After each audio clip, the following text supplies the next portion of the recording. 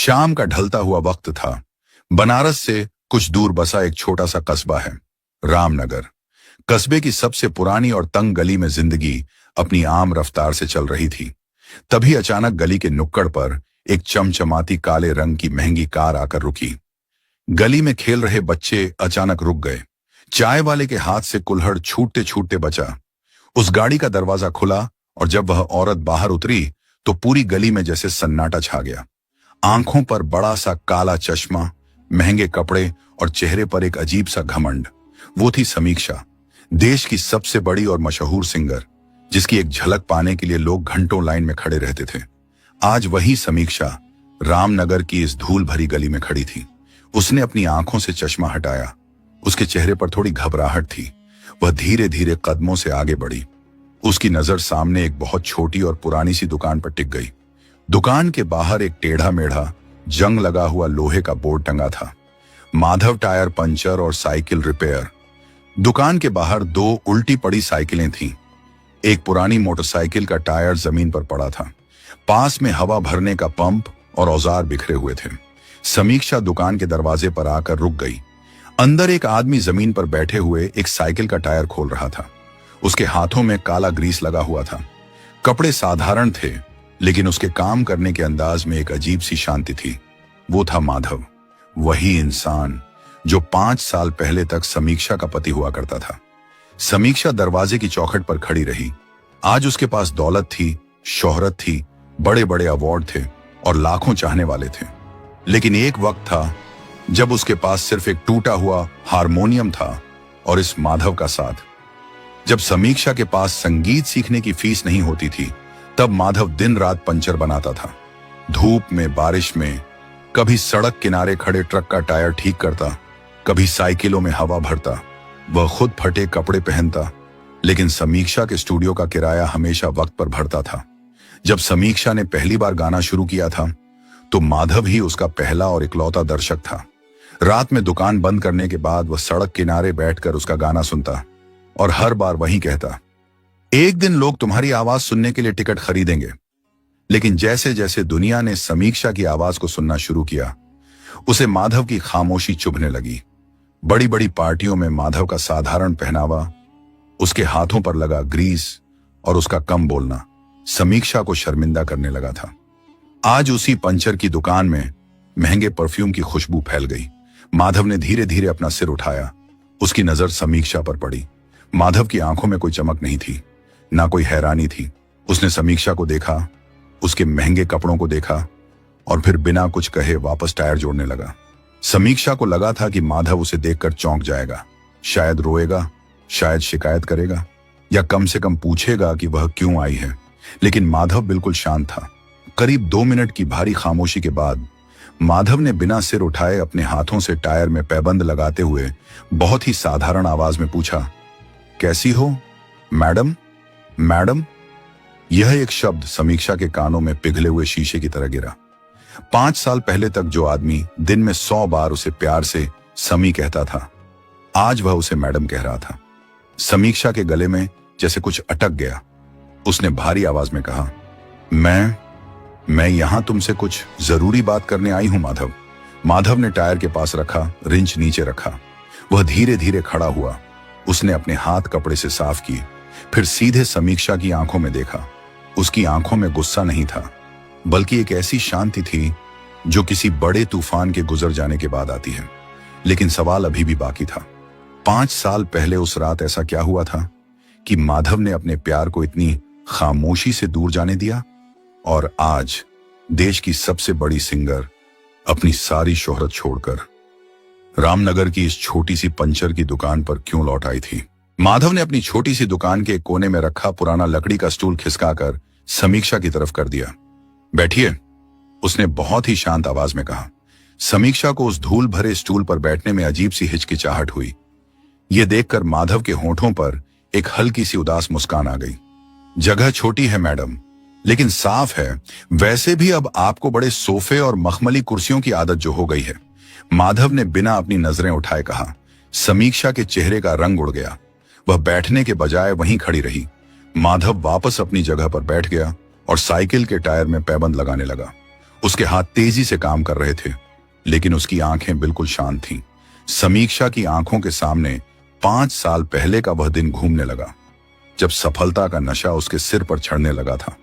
जब उसका पहला गाना सुपरहिट हुआ था, तो माधव ने अपनी हैसियत से बढ़कर पूरे मोहल्ले में मिठाई बांटी थी। उस दिन उसने अपनी छोटी सी पंचर की दुकान बंद कर दी थी। लोगों से कह रहा था, मेरी पत्नी सिंगर बन गई है, रेडियो पर उसका गाना आ रहा है। वह खुशी से पागल हो गया था। लेकिन जैसे जैसे बड़े प्रोड्यूसर्स, अमीर गायकों और फिल्मी सितारों की महफिलों में समीक्षा का उठना बैठना शुरू हुआ, माधव उसके लिए एक बोझ बनने लगा। एक रात जब समीक्षा एक बहुत बड़ी और महंगी म्यूजिक पार्टी से घर लौटी थी, तो माधव बाहर दुकान के पास बैठा था।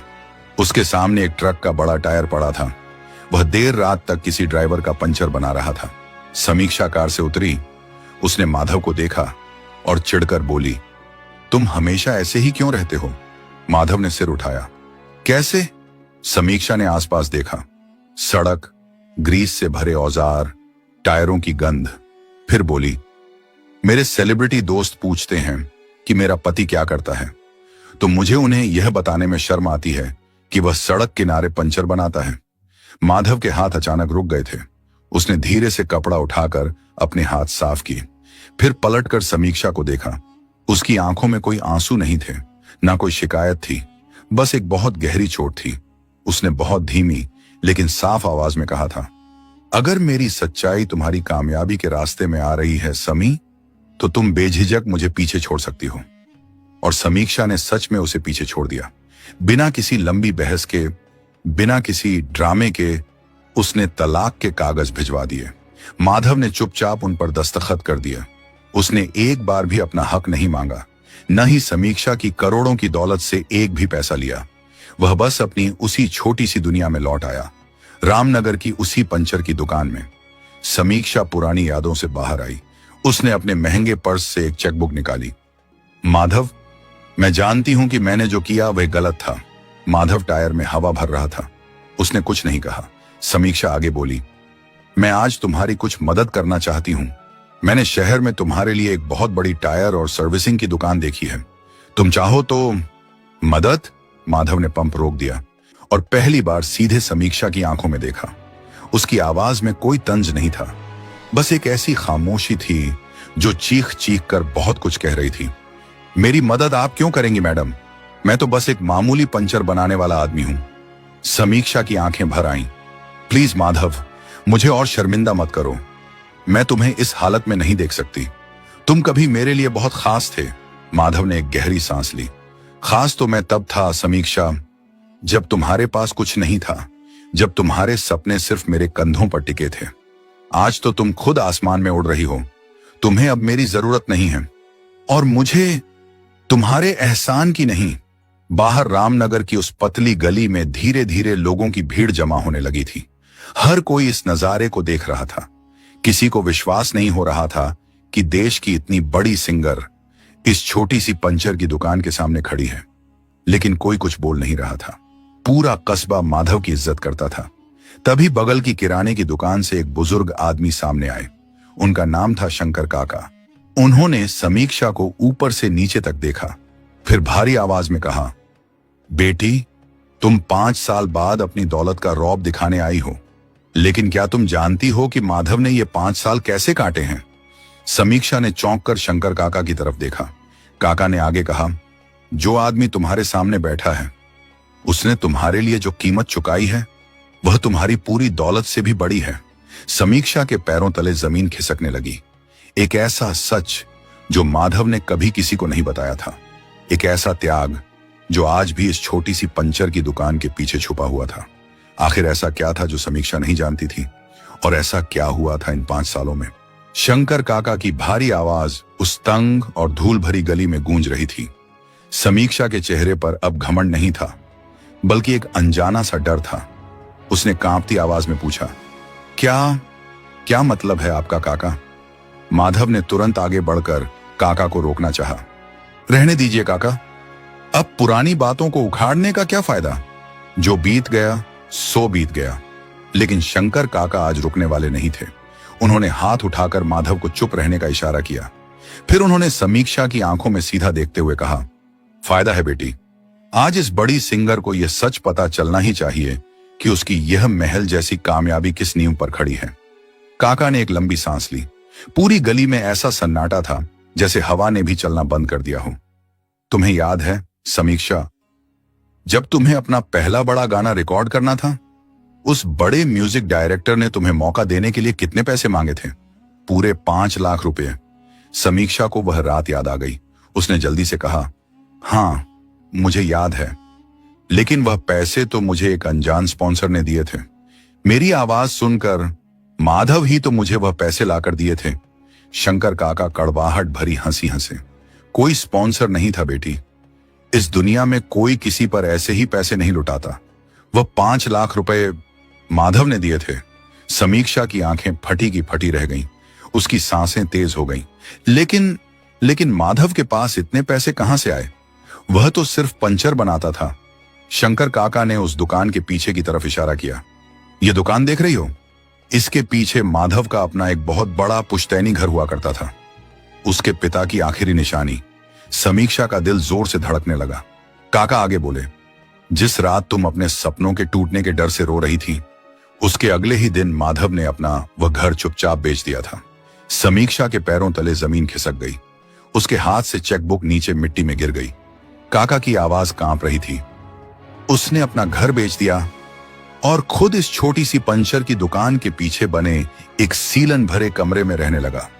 तुम्हें लगा कि तुम्हारी किस्मत चमक गई, लेकिन तुम्हारी किस्मत चमकाने के लिए इस आदमी ने अपना वर्तमान और भविष्य दोनों दांव पर लगा दिए थे। समीक्षा के कानों में जैसे आवाजें बंद हो गईं। उसे सिर्फ एक ही बात सुनाई दे रही थी, माधव ने अपना घर बेच दिया था, उसके लिए, उसके सपनों के लिए, और उसे कभी बताया तक नहीं। शंकर काका अब गुस्से में थे। और तुमने क्या किया? जब तुम बड़ी बन गई, जब तुम्हारे पास दौलत आ गई, तो तुम्हें इस आदमी के कपड़े छोटे लगने लगे, तुम्हें इसका काम छोटा लगने लगा। तुमने इसे अपनी इज्जत के लायक नहीं समझा और छोड़ दिया।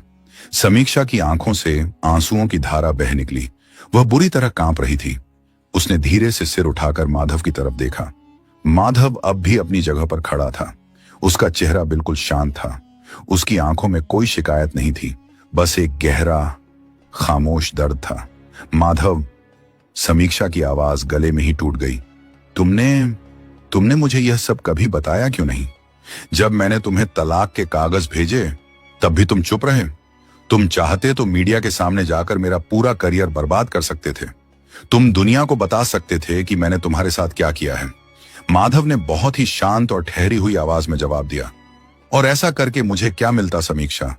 मैंने घर इसलिए बेचा था ताकि तुम अपने सपने जी सको। अगर मैं दुनिया को यह सब बता देता तो तुम्हारी कामयाबी पर मेरी कुर्बानी का धब्बा लग जाता।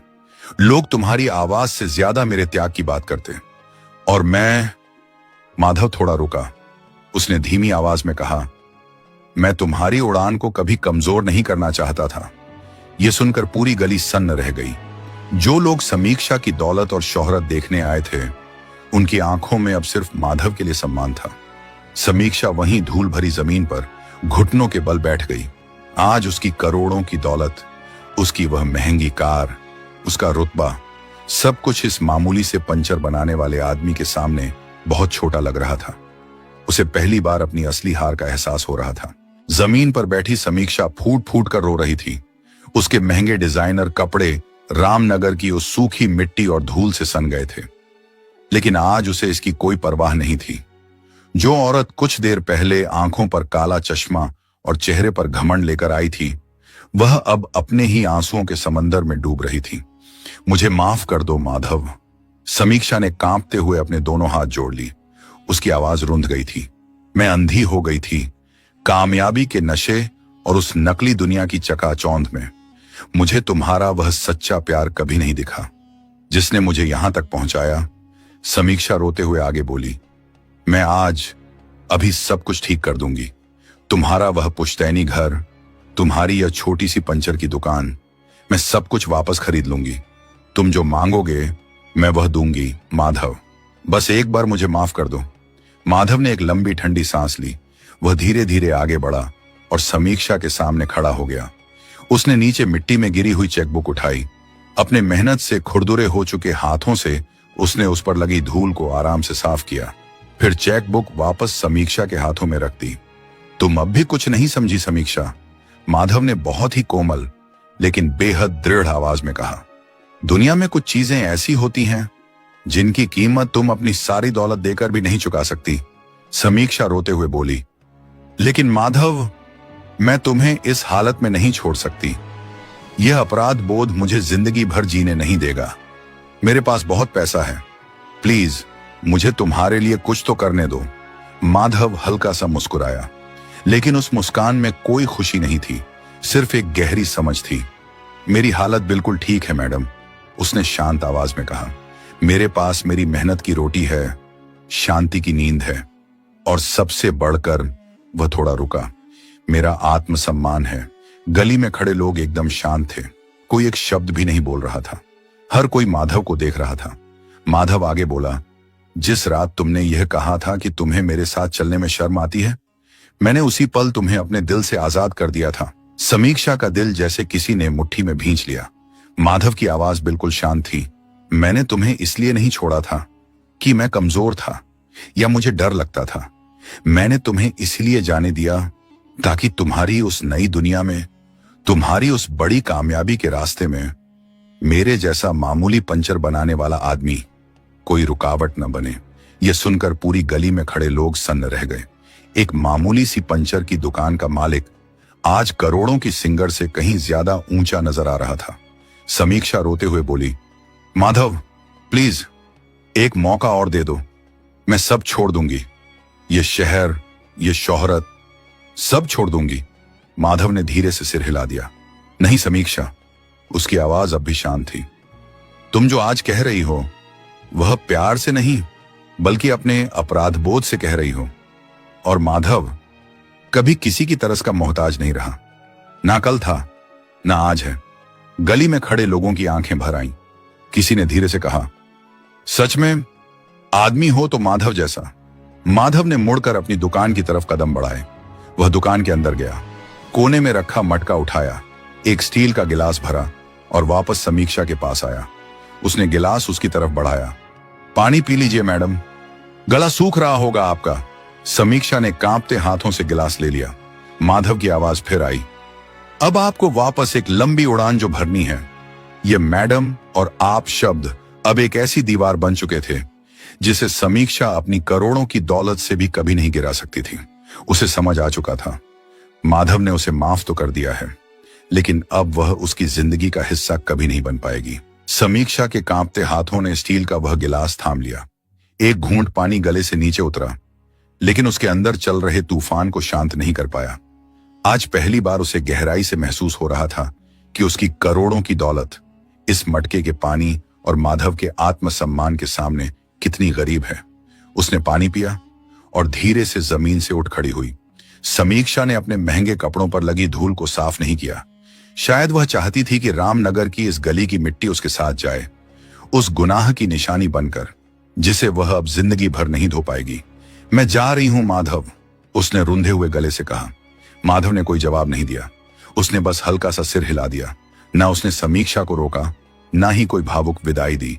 वह मुड़ा, वापस अपनी उसी पुरानी जगह पर बैठ गया और एक साइकिल के टायर का पंचर बनाने लगा, जैसे उसकी जिंदगी में कोई बड़ा तूफान आया ही ना हो। समीक्षा भारी कदमों से अपनी चमचमाती काली कार की तरफ बढ़ी। जब वह गाड़ी में बैठी तो उसने शीशे से आखिरी बार उस छोटी सी दुकान को देखा। लोहे का जंग लगा बोर्ड, माधव टायर, पंचर और साइकिल रिपेयर। सामने झुका हुआ एक साधारण आदमी और उसके चेहरे पर एक ऐसा सुकून जो समीक्षा के बड़े से बड़े महल में भी नहीं था। गाड़ी स्टार्ट हुई और धीरे धीरे रामनगर की उस तंग गली से बाहर निकल गई। पीछे छोड़ गई एक खामोशी और एक ऐसा सच जो अब हमेशा के लिए माधव का हो चुका था। समय बीतता गया। समीक्षा के नए गाने रिलीज हुए, उसे और भी बड़े अवार्ड मिले। स्टेडियम खचाखच भरने लगे, लोग उसके नाम के नारे लगाने लगे। लेकिन अब कुछ बदल गया था। जब भी स्टेज पर तालियां बजती, समीक्षा को लगता जैसे वह तालियां उसकी कामयाबी पर नहीं बल्कि उसकी उस हार पर बज रही हैं जो उसने उस दिन झेली थी। जब भी वह कोई नया अवार्ड हाथों में उठाती, उसे माधव का वह पुश्तैनी घर याद आ जाता जो उसने उसके लिए बेच दिया था। अब उसे समझ आ गया था, सफलता की सीढ़ियां चढ़ते हुए अगर आप उस इंसान का हाथ छोड़ देते हैं जिसने आपको चलना सिखाया था, तो छोटी पर पहुंचकर सिर्फ एक चीज मिलती है, भयानक अकेलापन। उधर माधव अपनी उसी दुनिया में खुश था। सुबह दुकान खोलता, लोगों की साइकिल और बाइक के पंचर बनाता, कभी किसी बच्चे की साइकिल मुफ्त में ठीक कर देता, तो कभी किसी गरीब रिक्शा वाले से पैसे लेने से मना कर देता। उसकी दुनिया छोटी थी लेकिन सच्ची थी। उसने साबित कर दिया था, एक इंसान पैसे से गरीब हो सकता है, लेकिन अगर उसका जमीर और आत्मसम्मान जिंदा है तो दुनिया की कोई भी दौलत उसे छोटा नहीं कर सकती। सामाजिक संदेश दोस्तों, यह सिर्फ समीक्षा और माधव की कहानी नहीं है, यह आज के दौर की उस कड़वी सच्चाई की कहानी है जहां अक्सर लोग अपनी कामयाबी, दौलत और नए रुतबे के नशे में उन रिश्तों को पीछे छोड़ देते हैं जिन्होंने उन्हें वहां तक पहुंचाने के लिए अपनी पूरी जिंदगी दांव पर लगा दी थी। सफलता पाना बहुत अच्छी बात है, लेकिन उस सफलता के अहंकार में अपनों को भूल जाना इंसान की सबसे बड़ी हार होती है। एक सच्चा इंसान वह नहीं जो दुनिया जीत ले, बल्कि वह है जो उस बुरे वक्त के साथी को कभी ना भूले जिसने अंधेरे में उसका हाथ थामे रखा था। रिश्ते इस्तेमाल करने के लिए नहीं होते, निभाने के लिए होते हैं। अब एक सवाल आपसे है, अगर आप समीक्षा की जगह होते और कामयाबी का नशा उतरने के बाद आपको अपनी गलती का एहसास होता, तो आप क्या करते?